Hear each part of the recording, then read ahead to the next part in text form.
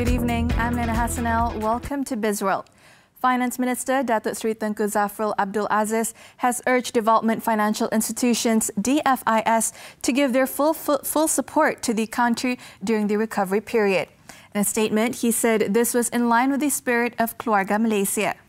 Datuk Seri Tengku Zafrul said in formulating Malaysia's economic recovery strategy, the Finance Ministry sees DFI as having a strategic and important role in the country's efforts to restore and retain the capacity of businesses to provide employment opportunities and support livelihoods. He said urgent support, for example, in terms of financing, is required to prevent long-term economic scarring, particularly for micro, small and medium enterprises in strategic sectors.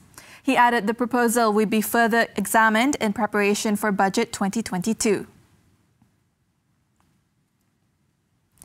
Total monthly foreign net inflow reached 1.1 billion ringgit in August, the first monthly foreign net inflow after 25 consecutive months of foreign net outflow.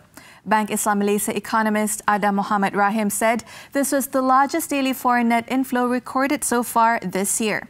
Foreign investors ended August with a bang as they acquired 513.6 million ringgit net of local equities. Adam said as market reopened after the National Day celebration, the month of September began on a positive note with international investors buying 116.7 million ringgit net of local equities. This was despite China's factory activity growing at a slower pace in August compared to the previous month. To date, foreign net selling on Bursa stands at 4.2 billion ringgit. Social Security Organisation SOCSO has successfully disbursed more than 18 billion ringgit in various incentives through 7 stimulus packages. The financial aid, equivalent to at least 1.5% of the GDP, was channeled to stabilise the labour market following the economic shocks of the COVID-19 pandemic. Away from cash assistance only, SOCSO introduced the Return to Work RTW program in 2007 as a proactive approach in helping injured or invalid workers return to work when the maximum medical improvement is achieved. During the crisis, he said this in his speech at the Digital Atmosphere Symposium Return to Work RTW virtually. SOCSO has built a 3-pronged strategy, which starts with retention through the wage subsidy program relief, through enhanced and extended job search allowances, and finally, recovery through the hiring incentive program. Other initiatives include matching or full contribution for vulnerable self-employed workers, such as gig riders under the Self-Employed Social Security Scheme. Die-cutting solutions provider CEKD Berhad, en route to a listing on the ACE market of Bursa Malaysia Securities on September 29th, aims to raise 24.28 million ringgit from its initial public offering IPO exercise.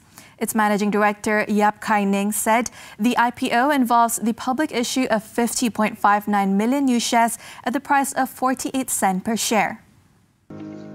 This IPO will not only strengthen our presence in the industry as a leading die-cutting solutions provider and manufacturer, but also raise our profile to help us in our expansion plans. Out of the total proceeds to be raised from the public issue, 8 million ringgit will be used to acquire a factory for Hotstar in Kepong, Kuala Lumpur. Another 3 million ringgit will be allocated for the purchase of new machinery and 1.3 million ringgit for the upgrade and development of computer software and servers. Another 4 million ringgit will be allocated for repayment of bank borrowings and 3 million ringgit for listing expenses. Sedania Innovators subsidiary, Sedania Technologies, signed a 6-year contract with POS Malaysia to provide green tech solutions to reduce energy consumption on a shared saving concept. The company said it would provide its technology through Energy Performance Contract Framework. The framework allows POS Malaysia to pursue the environment, social and governance objectives and significantly reduce energy consumptions on a zero capital expenditure basis. The first deployment will include energy efficiency and renewable energy solutions at 8 selected POS Malaysia's sites in Klang Valley. It is scheduled to start this year and complete within 3 months. That's all the time we have for Bizworld. I'm Liyana Hassanel. Thank you for watching and keep tuning in to TV3.